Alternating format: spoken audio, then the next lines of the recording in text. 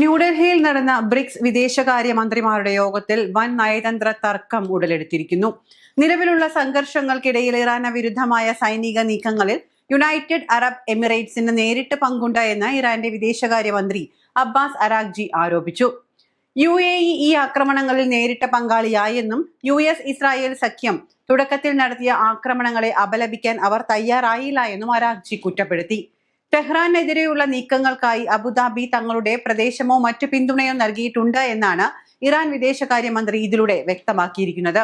ആഗോള രാഷ്ട്രീയത്തിന്റെ സമവാക്യങ്ങൾ മാറ്റിമറിക്കാൻ പോകുന്ന ഒരു വൻ നയതന്ത്ര യുദ്ധത്തിനാണ് ഇപ്പോൾ ഇന്ത്യയുടെ തലസ്ഥാന നഗരി സാക്ഷ്യം വഹിച്ചിരിക്കുന്നത്. അന്താരാഷ്ട്ര തലത്തിൽ അതിശക്തമായ സ്വാധീനമുള്ള ബ്രിക്സ് സഖ്യത്തിന്റെ വിദേശകാര്യമന്ത്രിമാരുടെ സമ്മേളനം സാധാരണ രീതിയിലുള്ള ചർച്ചകളുമായി മുന്നോട്ട് പോകുന്നതിനിടയിലാണ് ലോകരാജ്യങ്ങളെ ഒന്നടങ്കം ഞെട്ടിച്ചുകൊണ്ട് ആ വലിയ പ്രതിസന്ധി പൊട്ടിപ്പുറപ്പെട്ടത്. പശ്ചിമേഷ്യയിൽ പുകയുന്ന യുദ്ധ കനലുകൾ ഇപ്പോൾ ഏഷ്യൻ ഉപഭൂഖണ്ഡത്തിലെ നയതന്ത്ര മേശകളിലേക്കും പടർന്നു പിടിക്കുന്ന കാഴ്ചയാണ് നാം ന്യൂഡൽഹിയിൽ കണ്ടത്. വർഷങ്ങളായി നിലനിൽക്കുന്ന പ്രാദേശിക തർക്കങ്ങളും ശത്രുതകളും പരസ്യമായ വെല്ലുവിളികളായി ഈ ആഗോള വേദിയിൽ മാറിയിരിക്കുന്നു.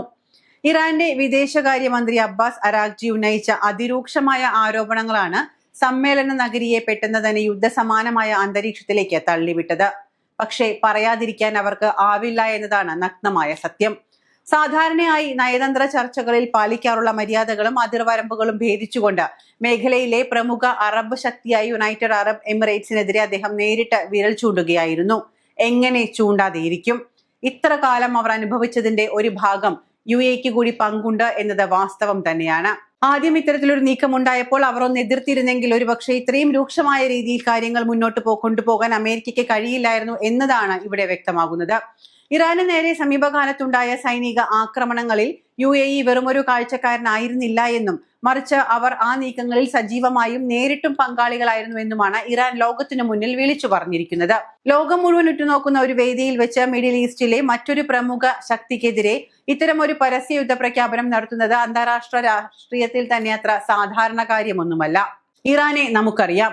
ആരോടായാലും എവിടെ വെച്ചായാലും കൃത്യമായതും വ്യക്തമായതുമായ കാര്യമാണ് എങ്കിൽ അത് മുഖത്തടിച്ച് പറയുക തന്നെ ചെയ്യും. നമ്മൾ എപ്പോഴും പറയുന്നത് പോലെ നട്ടലുള്ളവന്റെ രാജ്യമാണത്. അവരുടെ സിരകളിൽ ഓടുന്നത് പോരാളിയുടെ രക്തം തന്നെയാണ്. അതുകൊണ്ട് തന്നെ ആരെയും ഭയപ്പെട്ട് മാറിയിരിക്കേണ്ട കാര്യം അവർക്കില്ല. അത് നമ്മൾ കണ്ടതുമാണ് അമേരിക്കയുടെ കാര്യത്തിൽ.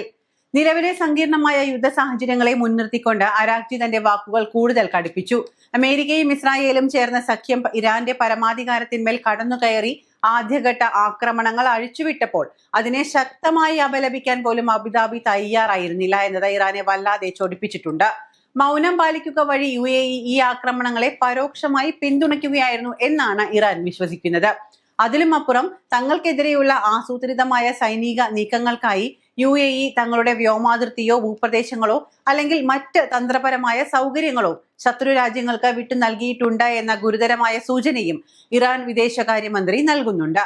ഇത് വെറുമൊരു നയതന്ത്ര അതൃപ്തിയല്ല, മറിച്ച് തങ്ങളുടെ സുരക്ഷയ്ക്ക് ഭീഷണി ഉയർത്തുന്ന അയൽ രാജ്യത്തോടുള്ള കടുത്ത അമർഷത്തിന്റെ ബഹിർസ്ഫുരണമാണ്.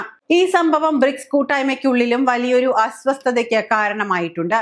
വികസ്വര രാജ്യങ്ങളുടെ സാമ്പത്തികവും രാഷ്ട്രീയവുമായ സഹകരണത്തിനു വേണ്ടി രൂപീകരിച്ച ഒരു വേദിയിൽ അതിലെ അംഗങ്ങൾ തന്നെ പരസ്പരം പോരടിക്കുന്നത് ഈ സഖ്യത്തിന്റെ ഭാവിക്ക് തന്നെ വെല്ലുവിളിയായേക്കാം.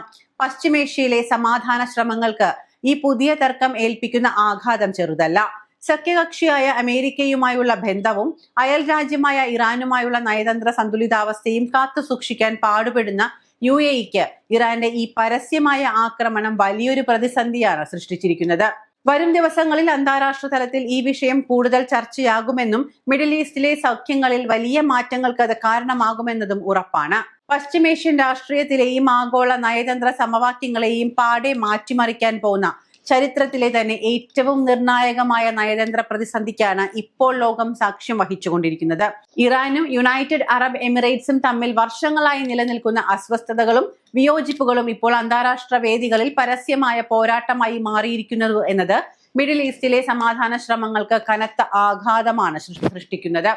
പശ്ചിമേഷ്യയിലെ സംഘർഷങ്ങൾ കേവലം രണ്ട് രാജ്യങ്ങൾ തമ്മിലുള്ള അതിർത്തി തർക്കമല്ല, മറിച്ച് അത് ലോകശക്തികളുടെ താല്പര്യങ്ങൾ സംരക്ഷിക്കാനുള്ള ഒരു വലിയ യുദ്ധഭൂമിയായി മാറിയിരിക്കുന്നു എന്ന യാഥാർത്ഥ്യമാണ് ന്യൂഡൽഹിയിലെ ബ്രിക്സ് സമ്മേളനത്തിൽ നിന്നും തെളിഞ്ഞു വരുന്നത്. അമേരിക്കയുടെയും ഇസ്രായേലിന്റെയും നീക്കങ്ങൾക്ക് അറബ് മണ്ണിൽ നിന്ന് പിന്തുണ ലഭിക്കുന്നുവെന്ന ഇറാന്റെ ആരോപണം പശ്ചിമേഷ്യയിലെ പഴയ കൂട്ടുകെട്ടുകളെയും പുതിയ ശത്രുക്കളെയും വീണ്ടും സജീവമാക്കുകയാണ് ചെയ്യുന്നത്. പക്ഷെ അങ്ങനെ പറയാതിരിക്കാൻ എത്ര ശ്രമിച്ചാലും ഇറാന് കഴിയില്ല.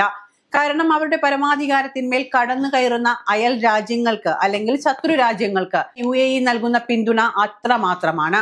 തിരിച്ചു പ്രതികരിക്കാതിരിക്കുന്നത് അവരുടെ മര്യാദ കൊണ്ടാണെന്ന് വിചാരിക്കുമ്പോഴും അതിനും ഒരു പരിധിയുണ്ട് എന്ന് പറയാതെ പറയുകയാണ് ഇറാൻ അവരോട്. തങ്ങളുടെ സുരക്ഷയ്ക്കും പരമാധികാരത്തിനും ഭീഷണിയാകുന്ന ഒന്നിനെയും വെറുതെ വിടില്ല എന്ന കടുത്ത നിലപാടിലാണ് ഇറാൻ ഇപ്പോൾ മുന്നോട്ടു പോകുന്നത്. ഈ ഒരു പശ്ചാത്തലത്തിൽ വേണം UAEക്ക് നേരെ ഇറാൻ ഉയർത്തിയ വിരൽ ചൂണ്ടലുകളെ നാം വിലയിരുത്തേണ്ടത്. വൻ ശക്തികളായ അമേരിക്കയോടും ഇസ്രായേലിനോടും UAE പുലർത്തുന്ന തന്ത്രപരമായ നയതന്ത്ര അടുപ്പം തങ്ങളെ ലക്ഷ്യം വെച്ചുള്ള നീക്കങ്ങൾക്ക് അടിത്തറയിടുന്നു എന്നാണ് ഇറാൻ പറയുന്നത്. മേഖലയിലെ സൈനിക താവളങ്ങളും തന്ത്രപ്രധാനമായ വ്യോമ അതിർത്തികളും ശത്രുക്കൾക്ക് അനുകൂലമായി ഉപയോഗിക്കപ്പെട്ടു എന്ന സംശയം ഇരു രാജ്യങ്ങളും തമ്മിലുള്ള അവിശ്വാസത്തിന്റെ ആഴം കൂട്ടുന്നു. ഇസ്രായേലുമായി UAE ഉണ്ടാക്കിയ നയതന്ത്ര കരാറുകളും സമാധാന ഉടമ്പടികളും പശ്ചിമേഷ്യയിലെ അറബ് മുസ്ലിം ഐക്യത്തിന് വിള്ളലുണ്ടാക്കിയെന്ന ചിന്തയും ഇറാന്റെ ഈ കടുത്ത നിലപാടിന് പിന്നിലുണ്ട്. അയൽ രാജ്യങ്ങളുടെ മൗനവും പരോക്ഷമായ പിന്തുണയും തങ്ങളെ കൂടുതൽ ഒറ്റപ്പെടുത്താൻ വേണ്ടിയുള്ളതാണ് എന്ന് ഇറാൻ വിശ്വസിക്കുന്നു. പക്ഷേ ആര് ഒറ്റപ്പെടുത്തിയാലും എത്ര ഉപരോധങ്ങൾ കൊണ്ട് തളച്ചിടാൻ ശ്രമിച്ചാലും ഉയർന്നു വരുന്ന ഫിനിക്സ് പക്ഷി തന്നെയാണ് ഇറാൻ എന്ന കാലം തെളിയിച്ചു കഴിഞ്ഞു. ബ്രിക്സ് പോലുള്ള ഒരു ആഗോള കൂട്ടായ്മയിൽ വെച്ച് ഇത്തരം പരസ്യമായ വിള്ളലുണ്ടായത് ചൈനയും റഷ്യയും ഇന്ത്യയും അടങ്ങുന്ന സഖ്യത്തിന് വലിയൊരു നയതന്ത്ര പരീക്ഷണമാണ് ഉയർത്തുന്നത്. സാമ്പത്തിക പുരോഗതിയും പരസ്പര സഹകരണവും ലക്ഷ്യമിടുന്ന ഒരു സംഘടനയ്ക്കുള്ളിൽ അംഗങ്ങൾ തന്നെ പരസ്പരം യുദ്ധപ്രഖ്യാപനം നടത്തുമ്പോൾ അത് ആഗോളതലത്തിൽ ഈ കൂട്ടായ്മയുടെ വിശ്വാസ്യതയെ എങ്ങനെ ബാധിക്കുമെന്ന ആശങ്കയും ഉയരുന്നുണ്ട്. അന്താരാഷ്ട്ര വിപണിയിലെ എണ്ണവിലയെയും ആഗോള വ്യാപാര പാതകളുടെ സുരക്ഷയെയും ഈ പുതിയ തർക്കങ്ങൾ വരും ദിവസങ്ങളിൽ സങ്കീർണമാക്കാൻ സാധ്യതയുണ്ട്. പശ്ചിമേഷ്യ വീണ്ടും ഒരു വൻ യുദ്ധത്തിലേക്ക് നീങ്ങുകയാണോ എന്ന ഭീതിയിലാണ് ലോകരാജ്യങ്ങൾ ഇപ്പോൾ. ഈ നയതന്ത്ര യുദ്ധം കേവലം വാക്കുകളിൽ ഒതുങ്ങുമോ അതോ മിഡിൽ ഈസ്റ്റിനെ വീണ്ടും ഒരു ചോരപ്പുഴയിലേക്ക് തള്ളിവിടുമോ എന്ന് വരും ദിവസങ്ങളിൽ നിന്ന് നമ്മൾക്ക് വ്യക്തമാകും. നയതന്ത്ര ലോകത്തെ ഈ പുതിയ ചലനങ്ങൾ എങ്ങോട്ടേക്കാണ് വഴിമാറുന്നത് എന്ന് ഇനി കാത്തിരുന്നു കാണാം.